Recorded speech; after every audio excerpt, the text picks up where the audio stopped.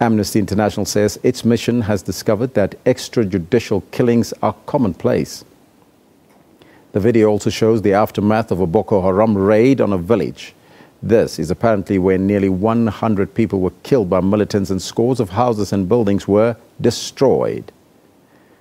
More than 4,000 people have been killed this year in the conflict between Boko Haram and the Nigerian military. However, Amnesty says more than 600 of them were extrajudicially executed.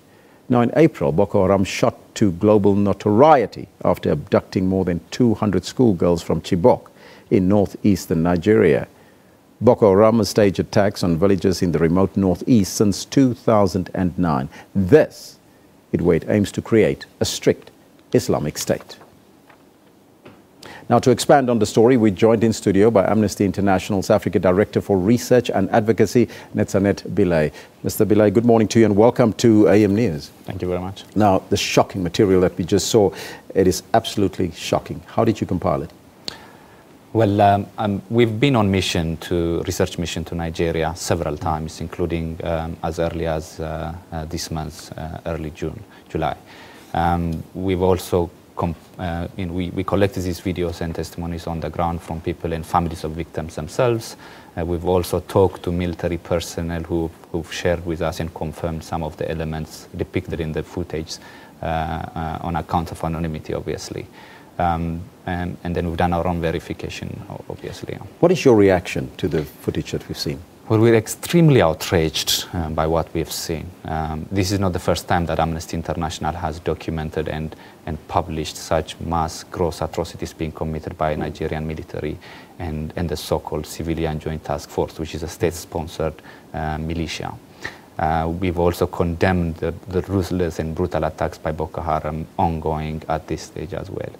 But this is one of those cases where we've witnessed and talked to families and victims of how brutal the nature of executions that's happening, being carried out by Nigerian military, the extent of its brutality and inhumanity. And as inhumanity, we're extremely troubled and outraged with what we have seen, more so from a country like Nigeria, who claims itself as one of the leaders of Africa in several areas. Mm-hmm.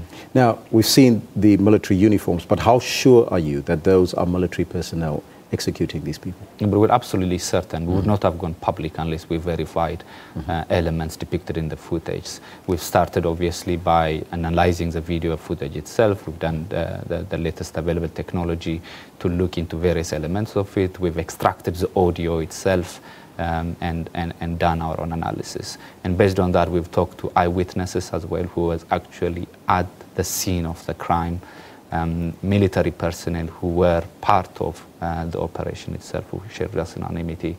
And we've also done an extensive verification through various sources in that sense. So it's absolutely certain. We've confirmed that it is actually a criminal act committed by Nigerian military and the Civilian Joint Task Force. We've traced down even one of the rifles that's visible on the footage, and we've tracked down to which battalion it belongs to and to which command it belongs to. Yeah. And the reason for these atrocities? Anybody gave you an explanation? Well, we've been in regular communication with the Nigerian authorities before we came public on this one.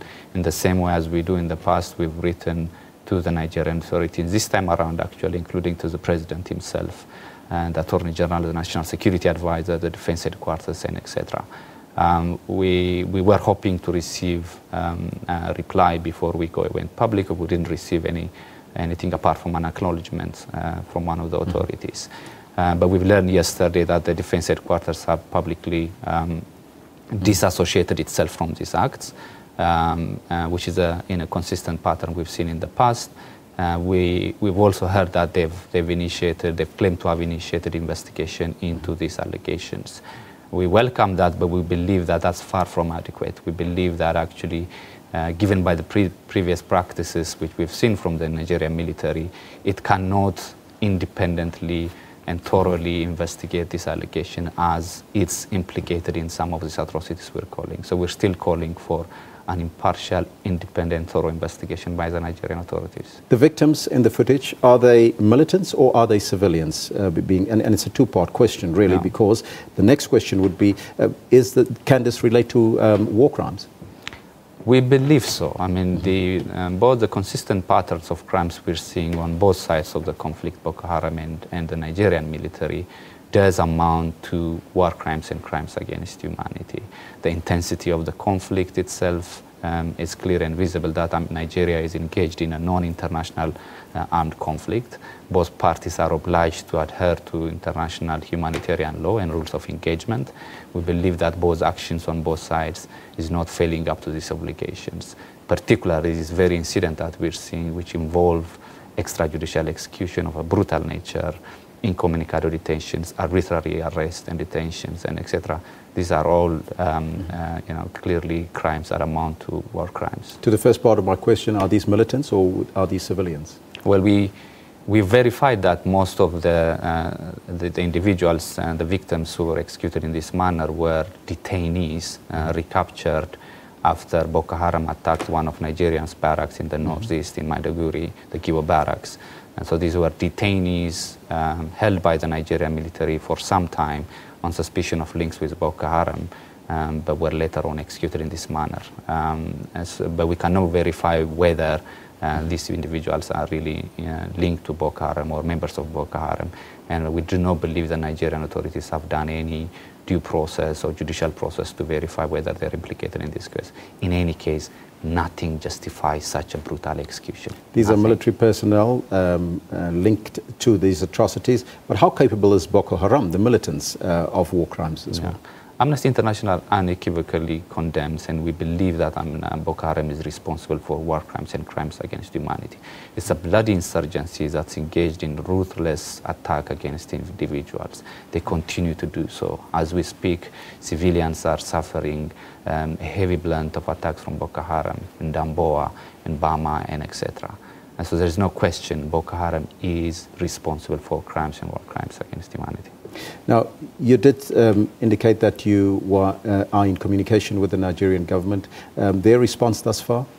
Well, the response we've received was what we read publicly with everyone. The Defense's quarter press statement yesterday and a follow-up communication this morning we heard. We are in conversation with some of the Nigerian military authorities. Obviously, we would like to maintain confidentiality at this stage since there is a conversation going on, and we respect that. We're requesting to meet them face-to-face as well, some of these authorities. But this is not the first time we've tried it. We've tried it in the past. But we've been troubled and concerned by inconsistent responses we were getting from various authorities there. One of them telling us an investigation has been initiating, another one completely denying any actions thereof. So no meaningful action so far, and that's our conclusion. This might be a very unfair question to you, but very briefly, why do you think Nigeria has failed really to contain Boko Haram? Well, Amnesty International is not in a position to make any assessment about the Nigeria's military capability or its failures in that regard. What we have highlighted in one of the most emblematic cases, that is abduction of the 240 girls from the town of Chibok, we've seen how the Nigerian military has failed to protect civilians, and this is a consistent pattern we've been observing so far. The Nigerian military had advance notice of the attacks, of the abductions. During the attack itself, the headquarters and the barracks in Maiduguri was informed of the attack. 30 kilometers away from the barracks, they didn't react to it. So we believe there is an inconsistent pattern of failure, but we cannot really comment why they failed to do so. Mr. Belay, in 15 seconds, what is your next step now?